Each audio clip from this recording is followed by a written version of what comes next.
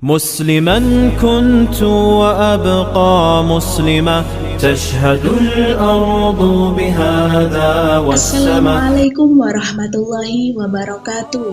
Sahabat MMC, salah satu peristiwa terkenal yang terjadi pada zaman Nabi Musa alaihissalam adalah peristiwa sapi betina yang kemudian oleh Allah Subhanahu wa taala abadikan menjadi nama surat terpanjang dalam Al-Qur'an, yaitu surat Al-Baqarah.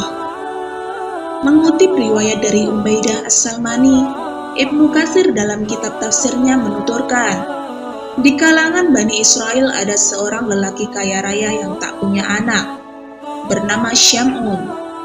Dia mempunyai saudara sepupu yang fakir bernama Uhaihah. Tidak ada ahli waris selain dirinya. Ketika Syam'un tidak lekas mati, maka Uhaihah membunuhnya agar dia dapat mewarisi hartanya. Untuk menutupi kesalahannya, Uhaihah membawa mayat Syam'un ke pinggir kota. Tujuannya supaya penduduk kedua kota saling menuduh satu sama lain. Pagi itu, mayat Syam'un ditemukan oleh Yahuda, yang saat itu sedang ditemani oleh istrinya. "Mayat siapa ini, suamiku?" Yahuda menjawab, "Dia Syam'un, pedagang kaya yang tinggal di tengah kota. Aku juga mengenalnya." Mereka pun segera memberitahukan kematian Syam'un kepada keponakannya, Uhaihah. Agar tidak dicurigai, Uhaihah menampakkan rasa terkejut dan meratap keras. Uhaihah menuduh penduduk kota sebelah yang melakukan. Itu sebabnya penduduk kota Uhaihah berbondong-bondong hendak menyerbu kota sebelah. Rencana penyerangan itu tercium penduduk kota tetangga. Mereka pun bersiap-siap menyongsong kedatangan penduduk kota Uhaihah. Ketika suasana semakin memanas, seorang kakek tua muncul dan berusaha untuk meredakan ketegangan. Kakek tua itu mengusulkan agar mendatangi utusan Allah, Musa, dan menanyakan kepadanya siapa yang membunuh lelaki tersebut. "Sekarang temui Nabi Musa. Bukankah di tengah-tengah kita ada seorang Rasul? Adukan perkara ini kepada beliau." Mereka pun menemui Nabi Musa alaihissalam. "Wahai Musa, engkau Nabi Allah, maka tanyakanlah kepada Allah siapa yang membunuh lelaki itu." Nabi Musa pun tertegun. Sesaat kemudian masuk dan berdoa. Ia memohon kepada Allah agar membantunya memecahkan masalah ini. Tak lama kemudian, Nabi Musa pun keluar dan memerintahkan mereka agar menyembelih sapi betina. Mendapatkan perintah untuk menyembelih sapi betina, mereka langsung memberikan reaksi negatif. Mereka menuduh Musa mempermainkan dan mengolok-olok mereka. Barangkali dalam pikiran mereka, apa hubungannya mencari sang pembunuh dengan menyembelih seekor sapi betina? Sekalipun sudah banyak peristiwa hebat dan luar biasa mereka lalui bersama Musa, tetap saja Bani Israel itu belum mempercayai Musa sepenuhnya. Menerima tuduhan mengolok-olok, Musa berlindung kepada Allah agar tidak menjadi orang jahil. Karena orang jahillah yang suka mengolok-olok orang lain. Hal tersebut diabadikan dalam Al-Quran, surat Al-Baqarah ayat 67. Dan ingatlah, ketika Musa berkata kepada kaumnya, "Sesungguhnya Allah menyuruh kamu menyembelih seekor sapi betina." Mereka berkata, "Apakah kamu hendak menjadikan kami buah ejekan?" Musa menjawab, "Aku berlindung kepada Allah agar tidak menjadi salah seorang dari orang-orang yang jahil." Dikarenakan banyak bertanya hal yang tidak perlu, tugas yang tadinya sederhana dan mudah dilaksanakan berubah menjadi sulit. Semakin banyak mereka bertanya, semakin berat tugasnya. Al-Quran menyatakan, betapa sulitnya mencari sapi betina yang sesuai dengan sifat yang disebutkan Allah. hampir-hampir mereka tidak dapat melaksanakan perintah itu. Ternyata di balik hal tersebut ada peristiwa lain, yaitu di kalangan Bani Israel terdapat orang yang soleh. Dia mempunyai anak laki-laki yang masih kecil. Dia juga memiliki anak sapi betina. Dia membawa anak sapi tersebut ke dalam hutan dan berkata, "Ya Allah, saya menitipkan anak sapi ini kepadamu untuk anakku kelak jika dia dewasa." Selanjutnya, orang soleh ini meninggal dunia, sehingga anak sapi ini masih di hutan sampai bertahun-tahun. Anak sapi itu berlari setiap kali dilihat oleh orang. Ketika anak orang soleh tadi telah dewasa, dia menjadi anak yang berbakti kepada kedua orang tuanya.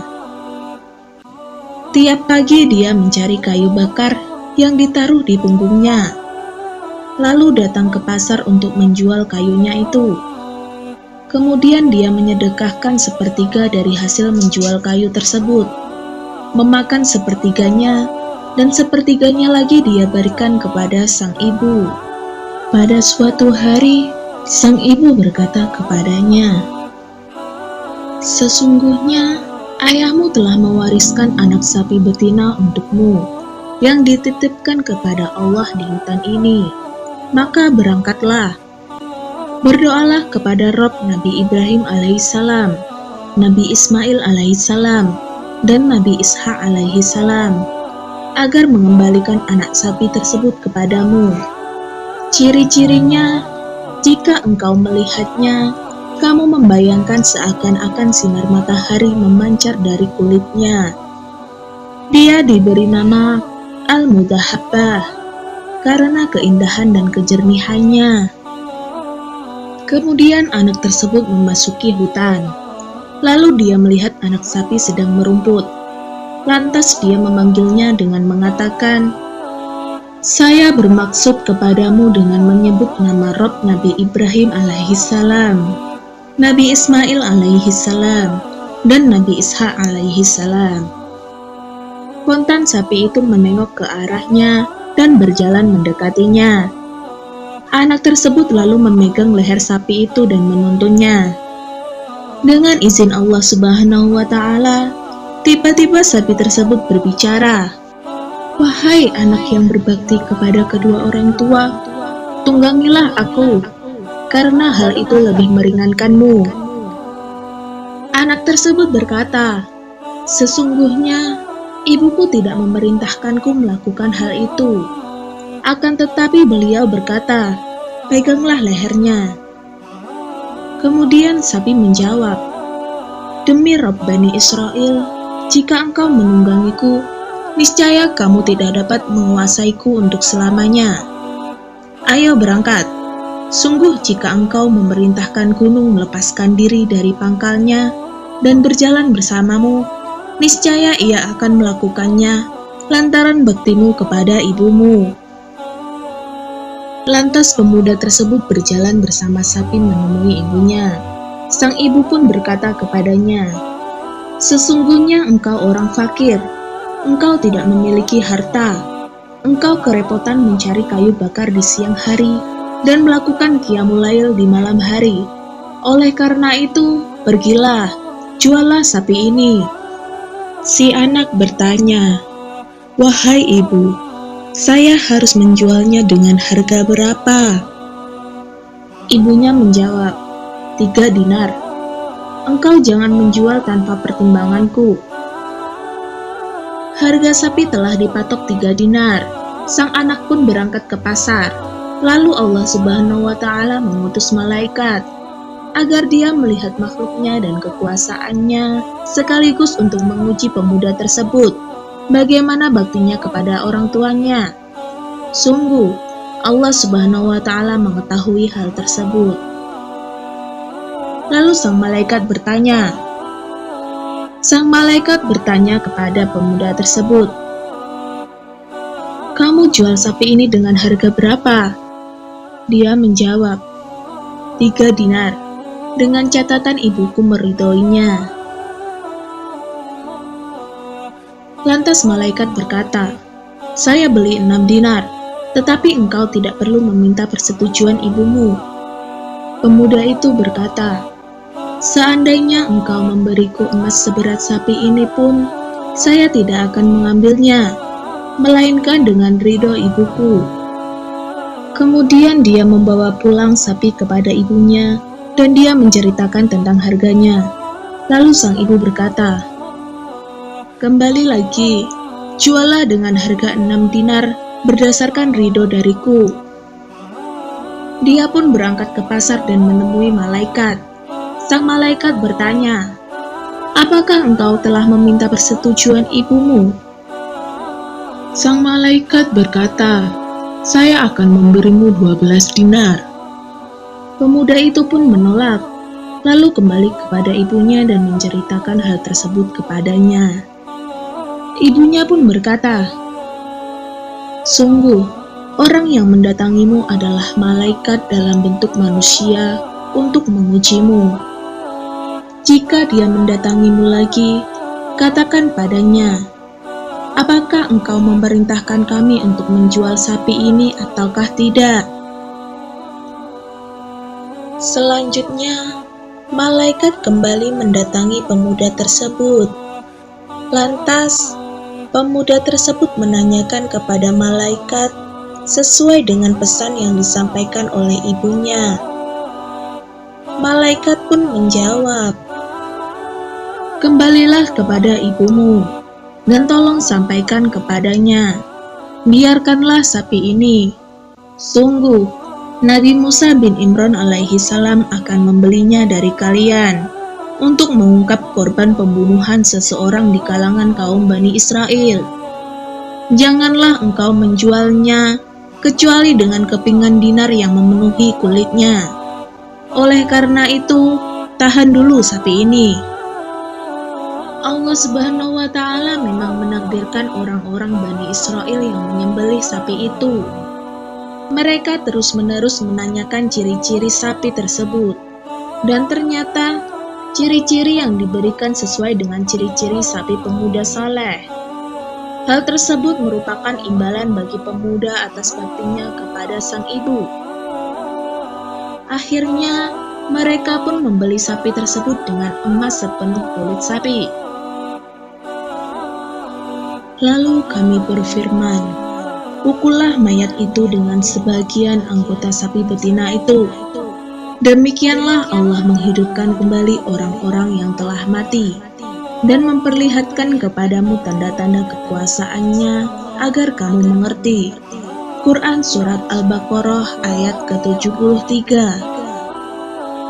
Lantas mereka menyembelih sapi tersebut, kemudian memukulkan bagian dari sapi kepada korban pembunuhan sebagaimana perintah Allah Subhanahu wa Ta'ala.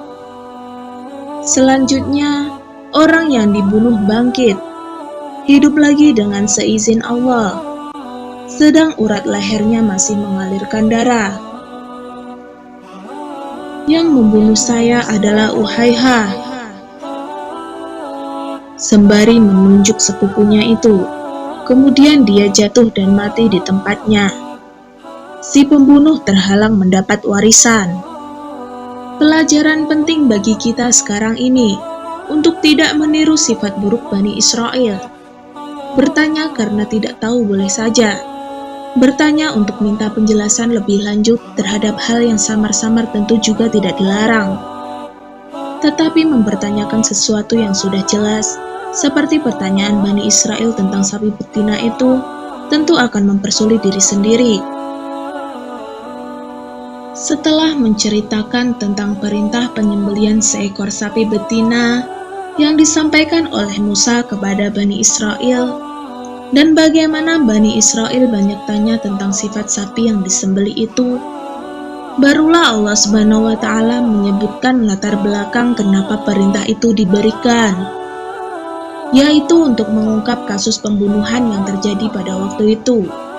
Allah Subhanahu wa Ta'ala berfirman, "Dan ingatlah, ketika kamu membunuh seorang manusia, lalu kamu saling tuduh-menuduh tentang itu. dan Allah hendak menyingkapkan apa yang selama ini kamu sembunyikan.